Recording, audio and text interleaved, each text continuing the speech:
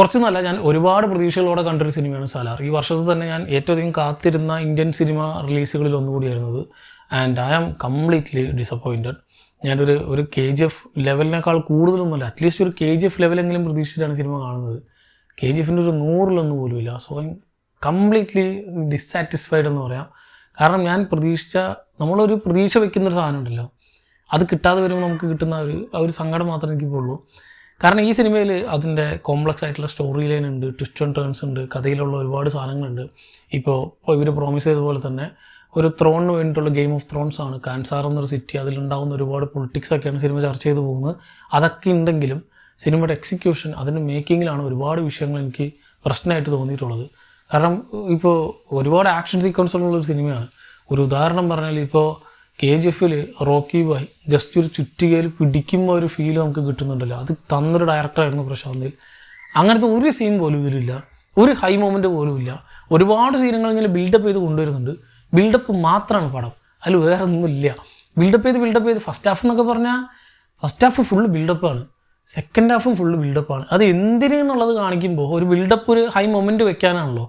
ആ മൊമെൻ്റ് എത്തുമ്പോൾ ഉറക്കം വരും നമുക്ക്. കാരണം ആക്ഷൻ സീക്വൻസുകളിൽ ഉറക്കം വന്ന ഈ വർഷം കണ്ടതിൽ ഒരു സിനിമയാണ് എനിക്ക് തോന്നി.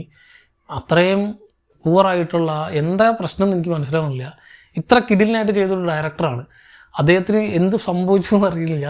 ഇനിയിപ്പോൾ നമ്മൾ പ്രേക്ഷകർ, ഞാനിപ്പോൾ ഒരു പ്രഭാസ് മൂവി അല്ലെങ്കിൽ പൃഥ്വിരാജ് മൂവി എന്നതുകൊണ്ട് മാത്രമല്ല, അല്ലെങ്കിൽ അതുകൊണ്ടൊന്നേ അല്ല, ഒരു പ്രശാന്ത് നീൽ ചിത്രം എന്നതുകൊണ്ട് മാത്രമാണ് ഈ സിനിമ ഇത്രയും ഞാൻ കാത്തിരുന്ന് കണ്ടത്. ആൻഡ് അത് നമ്മൾ എങ്ങനെ പോയാലും കമ്പയർ ചെയ്യുക, അല്ലെങ്കിൽ ഞാൻ പേഴ്സണലി ആ ഒരു ഇദ്ദേഹത്തിൻ്റെ മുൻ ഫിലിമോഗ്രഫിയിലുള്ള KGF എന്ന സിനിമയായിട്ടായിരിക്കും, അല്ലെങ്കിൽ ആ ഒരു സിനിമ മനസ്സിൽ കൊണ്ടുകൊണ്ടായിരിക്കും ഈ സിനിമയ്ക്ക് ഞാൻ കയറുന്നത്.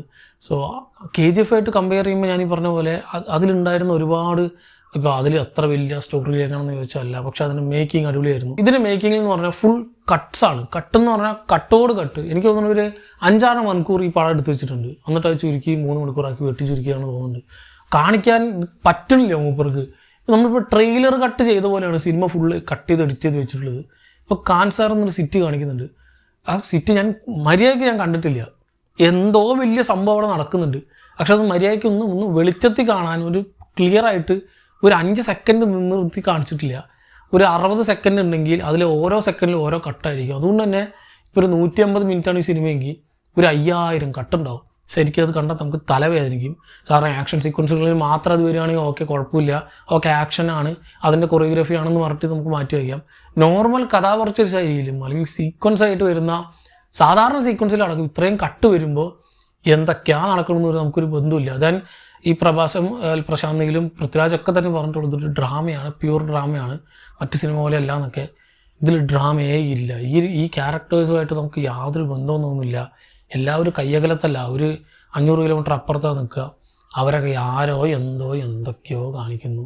അത്രയും സോൾഡ് ആയിട്ടുള്ളൊരു, അല്ലെങ്കിൽ ഒന്നും ഒരു തരത്തിലും അടുക്കാൻ പറ്റാത്ത ഒരു 1 മാൻ ഷോ ഉള്ള ഒരു ക്യാരക്ടർ, അല്ലെങ്കിൽ അങ്ങനത്തെ ഒരു ഹീറോ, എന്തെങ്കിലും ഒരു നെഗറ്റീവ് പോയിന്റ് ഒരു ക്യാരക്ടറിന് വെച്ചാലാണ് നമുക്ക് ബാക്കി എന്തെങ്കിലും ഒരു ഫീൽ നമുക്ക് കിട്ടുള്ളൂ. സോ ഇപ്പോൾ KGFലെ റോക്കി ബോയ് എന്നൊക്കെ പറഞ്ഞാൽ അതൊരു ഐക്കോണിക് ക്യാരക്ടറാണ്. ആ ക്യാരക്ടറിനുള്ള ഇമോഷൻ, ഇപ്പോൾ അമ്മയായിട്ടുള്ള ആ ഒരു ക്യാരക്ടറിൻ്റെ ഇമോഷൻസൊക്കെ ആയിരുന്നു നമുക്ക് കണക്ട് ചെയ്ത്. ഇത്തരത്തിൽ ഇതിലുള്ള ക്യാരക്ടേഴ്സുമായിട്ട് യാതൊരു ഇമോഷൻസും നമുക്ക് വരില്ല. അവരുടെ പൊളിറ്റിക്സോ അല്ലെങ്കിൽ അവർ നടത്തുന്ന സാധനങ്ങളായിട്ട് ഒരു ബന്ധമില്ലാത്തത് കൊണ്ട് സിനിമ എന്തൊക്കെയോ ചർച്ച ചെയ്ത്, എന്തൊക്കെയോ കാണിച്ച, എങ്ങനെയൊക്കെയോ തീർന്നു കിട്ടിയാൽ മതി നമുക്ക് ചില നേരത്ത് തോന്നിപ്പോയാൽ. ഇങ്ങനെ പറയേണ്ടി വരുന്നത് ഞാൻ ഒരിക്കലും പ്രതീക്ഷിച്ചിരുന്നില്ല. ഞാൻ വിചാരിച്ചത് എൻ്റെ ലൈഫിലെ ഈ വർഷത്തെ 1 of the best theatrical experience പ്രതീക്ഷിച്ചാണ് ഞാൻ ഈ സിനിമയ്ക്ക് പോയത്. എനിക്ക് അതല്ല കിട്ടിയത്. ദെൻ പ്രഭാസിൻ്റെ പടമാണ്. അദ്ദേഹത്തിന് കംബാക്ക് എന്നൊക്കെ നമുക്ക് പറയാൻ പറ്റില്ല. പടം നല്ലതാണെങ്കിലേ കംബാക്ക് എന്ന് പറയാൻ പറ്റുള്ളൂ. സാധാരണ സ്ഥിരം കാണുന്ന വെറുപ്പിക്കലൊന്നും കഴിഞ്ഞ സിനിമകളെ പോലെ ഇല്ല. അത് മാത്രമാണ് ഒരു സമാധാനമുള്ളത്. പക്ഷേ സ്റ്റിൽ പടം ഇങ്ങനെ ആയതുകൊണ്ട് ഇതെല്ലാം തന്നെ മാസ്കായി പോകും. പൃഥ്വിരാജ് ഉണ്ട്, നല്ല പെർഫോമൻസ് ഒക്കെ തന്നെയാണ്. അല്ലെങ്കിൽ അതിൻ്റെ കുറേ പേര് ഇതിൽ കുറേ കഷ്ടപ്പെട്ട് വർക്ക് ചെയ്തിട്ടുണ്ട്. ഇതിൻ്റെ നമ്മൾ ഇത്ര വലിയൊരു സിറ്റിയും ഇത്ര വലിയൊരു സാധനമൊക്കെ കാണിച്ചു തരണം. പക്ഷേ ഞാൻ ഈ പറഞ്ഞ പോലെ അതൊന്നും ഒരു ഇമ്പാക്റ്റ് ഇല്ല. നമ്മൾ കണ്ട പോലെ നമ്മുടെ മനസ്സിൽ രജിസ്റ്റർ ആവുന്നില്ല ഒരു സീനും, ഒരു ആർട്ടും, ഒരു വർക്കും, ഒരു ആക്ഷൻ സീക്വൻസും, ഒരു ക്യാരക്ടേഴ്സും. അതുകൊണ്ട് തന്നെ ഇറ്റ്സ് കംപ്ലീറ്റ് ബ്ലാങ്ക്. ഞാനിപ്പോൾ പറയുമ്പോൾ തന്നെ എനിക്ക് ഓരോന്ന് കാര്യങ്ങൾ ആലോചിക്കുമ്പോൾ തന്നെ എനിക്ക് കിട്ടുന്നില്ല. അത് എന്താ കണ്ടത്, എന്താ കഴിഞ്ഞതെന്നൊരു പിടുത്തമില്ല. സോ പാർട്ട് 2 ഇങ്ങനെ പോയാൽ വരുമെന്ന് എനിക്ക് തോന്നുന്നില്ല. ഇനി വരുന്നെങ്കിൽ തന്നെ ഇങ്ങനെ ആയാൽ പോരാ, വേറെ ലെവലിലേക്ക് മാറ്റണം. ഇപ്പം എല്ലാം പോട്ടെ, അറ്റ്ലീസ്റ്റ് KGF പോലെ ഒരു KGF ഒരു ബണ്ണിൻ്റെ സീൻ ഉണ്ടായിരുന്നു, അല്ലെങ്കിൽ ഇപ്പോൾ ഒരു സെക്കൻഡ് പാർട്ടിൽ ഇപ്പോൾ കലാഷ്നിക്കാവോ, അല്ലെങ്കിൽ ഇപ്പോൾ ക്ലൈമാക്സോ, ഇൻ്റർവ്യൂ, എത്ര സീനുണ്ട്. ഒരു സീൻ ഉണ്ടെങ്കിൽ ഞാൻ എന്തെങ്കിലും ഈ സിനിമയെ പറ്റി നല്ലത് പറഞ്ഞിട്ടുണ്ടാവും. അങ്ങനത്തെ ഒരു ഒറ്റ സീൻ പോലും എനിക്ക് കിട്ടിയില്ല. പോട്ടെ. പിന്നെ ഈ ടീഷർട്ട് എനിക്ക് റെഡ് വുൾഫ് വന്നതാണ്, പറയാൻ വിട്ടുപോയി. സോ നോക്കി നറൂട്ടോ സാധനമാണ്. സോ ഇതൊക്കെ ഭയങ്കര സന്തോഷത്തോടെ പറഞ്ഞ് ഞാൻ വിചാരിച്ചാണ്. പോട്ടെ. സോ ഈ ടീഷർട്ട് വേണമെങ്കിൽ റെഡ് വുൾഫിലുണ്ട്, ചെക്കൗട്ട് ചെയ്ത് നോക്കി. ഇത് മാത്രമല്ല ഇവരുടെ ഇതേപോലത്തെ ഒരുപാട് ടീഷർട്ട്സും കുഡീസും വേറെ കുറേ അടിപൊളി സാധനങ്ങളൊക്കെ ഉണ്ട്. സോ നറൂട്ടോ സ്പെഷ്യലായിട്ട് എനിക്കൊരു ജാക്കറ്റും കൂടി അവർ തന്നിട്ടുണ്ടായിരുന്നു. നല്ല ക്വാളിറ്റി മെറ്റീരിയലാണ്. സോ വേണ്ടവരൊന്ന് ചെക്കൗട്ട് ചെയ്ത് നോക്കുക. സോ ഇതിൻ്റെ ലിങ്ക് ഞാൻ താഴെ ഡിസ്ക്രിപ്ഷൻ ബോക്സിൽ കൊടുക്കാം. സോ പടം എന്നെ സംബന്ധിച്ച് ഇതെൻ്റെ പേഴ്സണൽ ഒപ്പീനിയൻ മാത്രമാണ്. ചിലപ്പോൾ ഒരുപക്ഷെ നിങ്ങൾക്ക് കണ്ടാൽ ചിലപ്പോൾ ഒരുപക്ഷെ നിങ്ങൾക്ക് ഇഷ്ടമാവും. സോ തീർച്ചയായിട്ടും വേണമെങ്കിൽ ഇതിലോട്ടൊന്ന് കണ്ടു നോക്കുക. കണ്ടിട്ട് എന്താണ് നിങ്ങളുടെ അഭിപ്രായം എന്നുള്ളത് താഴെ കമൻറ്റ് ബോക്സിൽ കമൻറ്റ് ചെയ്യുക. മറ്റൊരു വീഡിയോയിലൂടെ വീണ്ടും കാണാം. നന്ദി.